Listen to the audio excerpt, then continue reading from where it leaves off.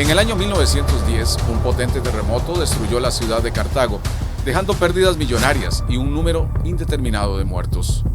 Muy pocos tienen conocimiento de este evento sísmico de gran magnitud, que en realidad solo es uno de los muchos terremotos que ha sacudido el territorio nacional. Tierra de temblores, tenemos una vasta experiencia en ese campo y aún así, acostumbrarnos cuesta. Recientemente, uno de los movimientos de tierra más mortíferos fue el llamado terremoto de Limón, de 1991. En este momento está ocurriendo un temblor muy fuerte, estamos en el centro de San José. Todavía sentimos la vibración del suelo. El cual dejó un saldo de 48 muertos en nuestro país y 78 en Panamá. Un socollón, primero lo que escuché fue un estruendo bien grande, después todo el movimiento que se llevó a cabo y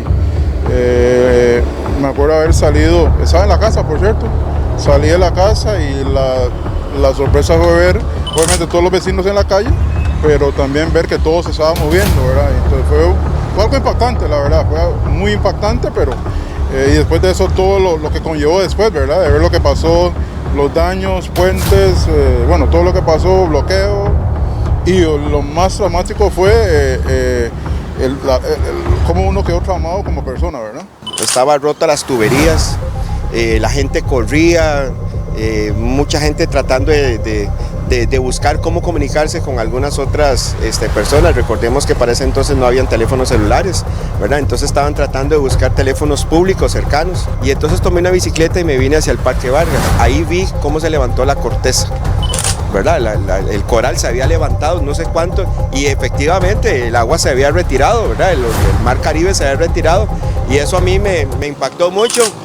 Terremoto de Cartago, 1910. Terremoto de Tilarán, 1973. Terremoto de Golfito, 1983. Terremoto de Alajuela, 1990. Terremoto de Limón, 1991. Terremoto de Cinchona, año 2009. Terremoto de Nicoya, 2012.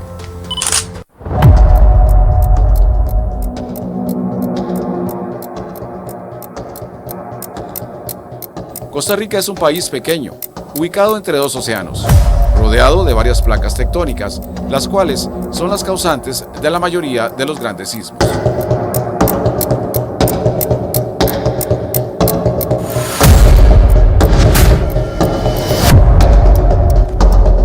En Costa Rica hay 4 placas interactuando, la del Coco, la del Caribe, la de Panamá y la de Nazca. Son 5 límites de placas muy activos, entonces hay un nivel de formación bastante intenso, hay un rozamiento importante entre estas placas y es lo que produce esta actividad prácticamente constante. Muchos de los temblores más fuertes han ocurrido justamente cerca de las zonas costeras y obedecen precisamente a esa interacción de las llamadas placas, que son grandes masas o bloques que pese a su tamaño flotan. Y las placas son arrastradas, son como bandas transbordadoras, como las mismas del supermercado donde se ponen y eso es lo que hace que se muevan las placas. Entonces todas las placas se están moviendo en diferentes direcciones. En algunos casos estas placas chocan, en otros lugares se separan y en otros se mueven lateralmente. Esos son los 3 límites que hay entre las placas. Terremotos como el de Cartago de 1910 o el de Cinchona, ya en este siglo, año 2009, son provocados por fallas locales que se forman precisamente por esa constante interacción de las placas. Entre los movimientos sísmicos que más daños causaron está el de Golfito, del año 1983, con una magnitud de 7.4. Se va sintiendo ese socollón durísimo y la luz se fue.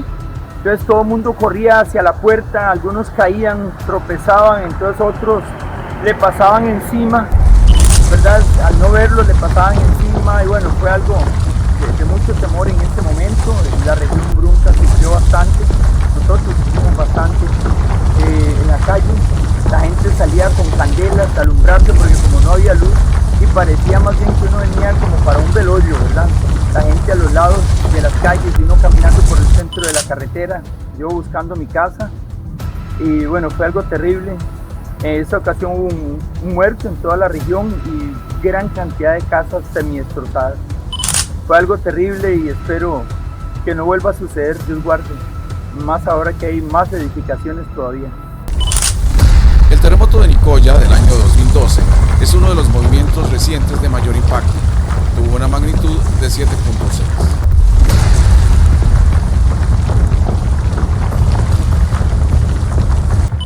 Fuimos evacuados por alerta de tsunami, que luego no fue tal, pero los daños materiales sí que fueron importantes fuera de Sámara. El hospital de Punta Arenas, que ahora está por inaugurarse, los daños en el puente, que ahora se subsanaron al cabo de los años, y bastantes escuelitas. Creo recordar que hubo como 1 o 2 fallecidos en la zona de Filadelfia. El hecho de que con el terremoto se elevara la costa alrededor de 70 centímetros provocó que cambiara la playa de Sámara. Emergió el arrecife que cierra la bahía y eso lo que hizo fue frenar olas. Y entonces nos encontramos que al cabo de 10-12 años, lo que era un destino turístico de backpackers y de surfos, ahora, como la playa ya es menos brava, lo que sí atrae es al turismo familiar. Lo que mayormente incide en la constante actividad sísmica que tiene el país es la interacción de 2 placas sobre las cuales se asienta el territorio nacional. La placa del Caribe, que abarca la parte norte, y la placa de Panamá, que abarca el sector sur. Esto provoca la formación de muchas fallas en todo el territorio, desde las zonas costeras hasta el interior del país. El contacto entre estas 2 placas no es una sola falla, es un sistema de fallas. Son muchas fallas pequeñas, por dicha, porque no tienen potencial para generar grandes terremotos, pero tienen el problema que son fallas donde los sismos ocurren muy superficiales y muy cerca de los centros poblados. Por eso sismos de estos de magnitud 6, 6.5 tienden a causar más daño inclusive que terremotos de magnitud superior a 7 en la zona de subducción. Los ojos de los expertos están mayormente puestos sobre puntos de gran fricción sísmica, como la península de Osa o la península de Nicoya. Es posible establecer cada cuánto se produce un terremoto fuerte en esos puntos. Hoy en día los científicos tienen la capacidad de anticipar la posible ocurrencia de movimientos de forma periódica. Por ejemplo, el terremoto de Nicoya del 2012 era ya esperado. Básicamente se estima una banda de 50 años en promedio para que ocurra un movimiento en Nicoya y de cada 40 años en Osa. La anticipación de sismos es posible para fallas que se mueven muy rápido y en donde la zona de contacto, el parche que se acopla es relativamente pequeño, entonces tiene la posibilidad de romper en pocas décadas. Y eso es el caso, por ejemplo, bajo la península de Nicoya y bajo la península de Osa. Entonces el proceso de subducción es continuo, la placa del Coco se introduce por debajo de nuestro país a razón de unos 80 milímetros por año, una forma continua. Cuando hay un segmento de la falla que está muy acoplado, ahí se acumulan los esfuerzos y esa introducción de la placa del Coco bajo nuestro país se transfiere en un movimiento de nuestro país. Entonces, con instrumentos en superficie nosotros podemos ver qué partes del país se están moviendo y cuáles no se están moviendo. El impacto del choque de placas en una zona como Nicoya ha provocado el hundimiento de grandes áreas. El Golfo de Nicoya es de hecho un área marítima que también registra un proceso gradual de hundimiento. El terremoto de Nicoya del 2012 y el mismo terremoto de Nicoya del 1950 muestran esos procesos. Toda la costa, antes del terremoto, toda la costa oeste de la península de Nicoya se está hundiendo. Cuando ocurre el terremoto se hunde porque la placa del Coco se la lleva. Cuando ocurre el terremoto se revierte esa deformación, entonces todos los lugares de la costa que se están hundiendo se levantan. Los científicos apuntan hoy a una región específica, la zona de la península de Osa, como el punto donde podría ocurrir el próximo movimiento sísmico fuerte. Es en esa zona donde se produjo un terremoto en el año 1904 y otro en 1943. Y el último, o más reciente, se produjo el Sábado Santo de 1983, el que mencionamos como el terremoto de Golfito. si uno se basa nada más en una cuestión estadística, bueno, sí, estamos a tiempo, pero no es solo eso, Marcelo, es la instrumentación, son los datos de las estaciones de posicionamiento global que tenemos en todo el país que nos permiten a nosotros determinar que ahí hay un parche muy bien acoplado, que la placa del coco se está llevando a la península de Osa consigo, que eso no es sostenible y que eventualmente es necesaria esa ruptura, ese deslizamiento.